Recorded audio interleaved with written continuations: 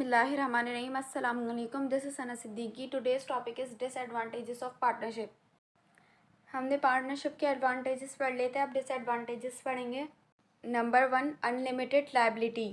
In case of loss personal property of the partners can be sold to pay off unlimited liability. ये होती है कि partnership में partners में liability unlimited liability होती है। तो लॉस की सूरत में अगर वो कर्जा नहीं उतार सके जो कारोबार के लिए कर्जा लिया था, तो फिर उन्हें अपनी पर्सनल प्रॉपर्टी को सेल करना पड़ता है और अपना कर्जा अदा करना पड़ता है।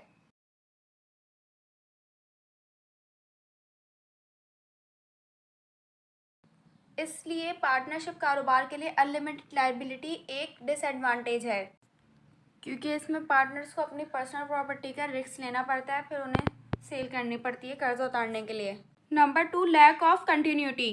Partnership business is not long lasting. It may come to an end in following situations: death of a partner, admission of a partner, retirement of a partner, when the partner is convicted for moral offense, insanity, bankruptcy of a partner। Partnership के कारोबार को ज़्यादा देर तक continue रखना मुश्किल हो जाता है, क्योंकि इसकी लिमिटेड लाइफ होती है। अगर ये सारी सिचुएशन आ गई तो ये कभी भी एंड पे आ सकता है। Number 3, lack of prompt decision. In partnership decisions are taking with the consent of all partners. Delay in decision में cause loss of the firm. Partnership के कारोबार में ज़्यादातर क्विक डिसीजन नहीं लिए जाते, क्योंकि इसमें जो भी डिसीजन लिया जाता है उसमें तमाम पार्टनर्स की रजामंदी ज़रूरी होती है। जब तक तमाम पार्टनर उस डिसीजन के लिए जो डिसीजन लिया जा रहा है उसमें रजामंदी नहीं देंगे तो वो डिसीजन तब तक नहीं लिया जा सकता, डिले हो जाता है। क्योंकि कोई भी ऐसा डिसीजन हो जो हमें फ़ौरन लेना हो और पार्टनर्स उसमें रजामंदी नहीं दे रहे हो, या कोई भी पार्टनर उसमें रजामंदी नहीं दे रहा हो, तो वो जब तक हम डिसीजन ले नहीं सकते।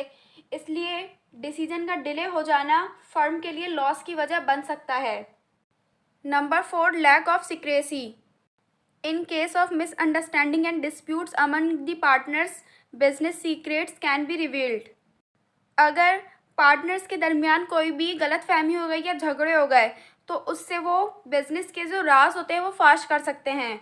अगर कोई भी पार्टनर गलतफहमी और झगड़े की वजह से कारोबार से चले गया तो वो पब्लिक को भी कारोबार के सीक्रेट बता सकता है। Number 5, lack of transferability. In partnership no partner can transfer his interest without consent of all partners. Partnership के कारोबार में आसानी के साथ अपना इंटरेस्ट ट्रांसफ़र नहीं कर सकते, क्योंकि अगर अपना इंटरेस्ट ट्रांसफ़र करना चाहे कोई भी पार्टनर तो उसे ऑल पार्टनर्स की रजामंदी लेनी पड़ती है। अगर जब तक तमाम पार्टनर्स अपनी रजामंदी नहीं देंगे तो वो अपना इंटरेस्ट ट्रांसफ़र नहीं कर सकता। Number 6, frozen investment. It is easy to invest money in partnership but very difficult to draw it.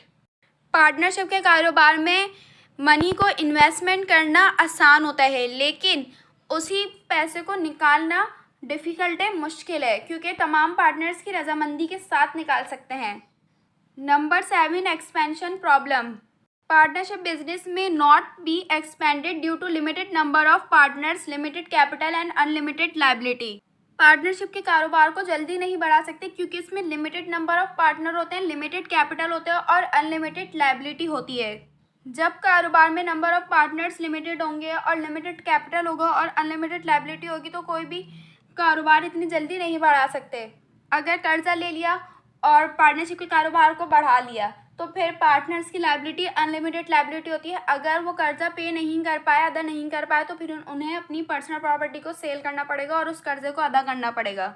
I hope आपको ये टॉपिक समझ आया होगा। अगर समझ आया तो मेरी वीडियो को लाइक करें, कमेंट करें और शेयर करें। और अगर आप मेरे चैनल पे न्यू हैं तो मेरे चैनल को सब्सक्राइब करें, ताकि हर न्यू आने वाली वीडियो की नोटिफिकेशन आपको मिलती रहे। शुक्रिया। अल्लाह हाफ़िज़। अस्सलाम वालेकुम।